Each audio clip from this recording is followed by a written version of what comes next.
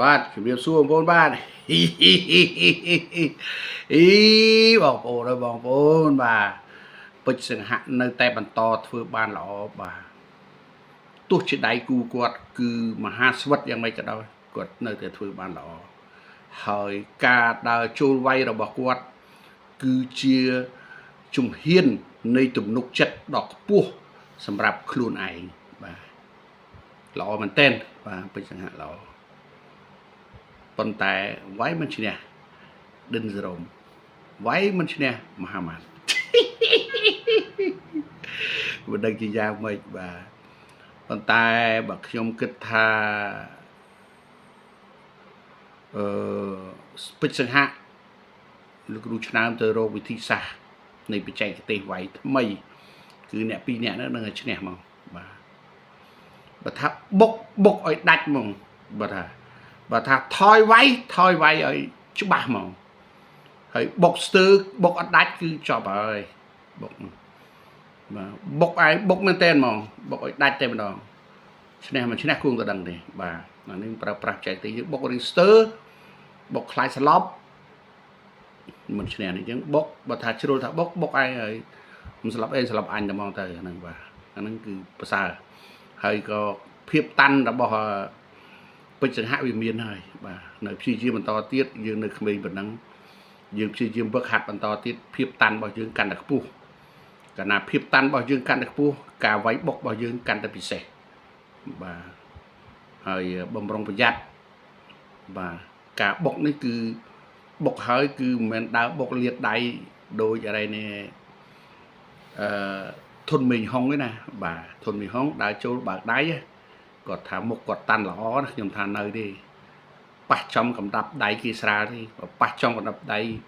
ធ្ងន់ដូចពេជ្រសម្បត្តិអីដឹងតែអេងខ្ញុំប្រាប់ឥឡូវថាចិត្តជួបគ្នាមែនតើណាបាទយើងចាំមើលទាំងអស់គ្នាមើលថាទៅរួចជាមួយពេជ្រសម្បត្តិទេបាទបើថាខ្ញុំមិនចង់ដូចយំនិយាយលើមុនថាមិនចង់ឲ្យជួបទេព្រោះគាត់ទើបឡើងថ្មីទុកឲ្យគាត់រៀងចាស់បន្តិចកាលណាឡើងថ្មីមកហើយធ្លាក់ទៅវិញគឺពិបាកឡើងមកទៀតណាវាពិបាកបាទប៉ុន្តែអ្នកគ្រប់គ្រងខ្លះថាល្មមនឹងជួបហើយអូខេជួបទៅខ្ញុំទៅខ្វល់ខ្វាយពេកវាជាកីឡាជាតិរបស់យើងទេចឹងត្រឡប់សេចក្តីមកគឺថាពេជ្រសង្ហៈនៅតែធ្វើបានល្អហើយដៃគូរបស់គាត់គឺតាន់ល្អបងប្អូនមើលចុះមកចកងអីគឺធម្មតាម៉ាំងខៅធម្មតាបាទចឹងថាការវឹកហាត់ហ្នឹងគឺវាអញ្ចឹងវាបណ្ដាលឲ្យយើងនឹងមានភាពតាន់ល្អអញ្ចឹងបាទត្រូវល្មមគឺអត់ទៅទេបាទហើយដៃល្មមគឺមិនទៅទេហ្មងបាទហើយយើងមើលដែរណាពេជ្រសម្បត្តិទៅវាយនៅបារាំងលោកគ្រូឆ្នើមទី2គាត់ថាលូនបាទចុងក្រោយយើងឃើញអ្នកណាលូនអ្នកណានៅបាទកណ្ដាប់ដៃអ្នកអន់ជាងគេគឺចប់ឯងខ្លាំងទៅជាមួយគេដែលមានកណ្ដាប់ដៃស្រាលទេដល់យើងមកប៉ះយើងអត់ធ្លាប់ប៉ះកណ្ដាប់ដៃធ្ងន់ទៅបរោយបាទដោយកីឡាករបារាំងនឹងឯងគាត់ធ្លាប់នៅថៃគាត់ប៉ះទៅពួកដៃស្រាលហ្នឹងអញ្ចឹងគាត់ស៊ីគេបានតែមកប៉ះពេជ្រសម្បត្តិកណ្ដាប់ដៃធ្ងន់ជាងពួកនៅថៃមិននៅទៀត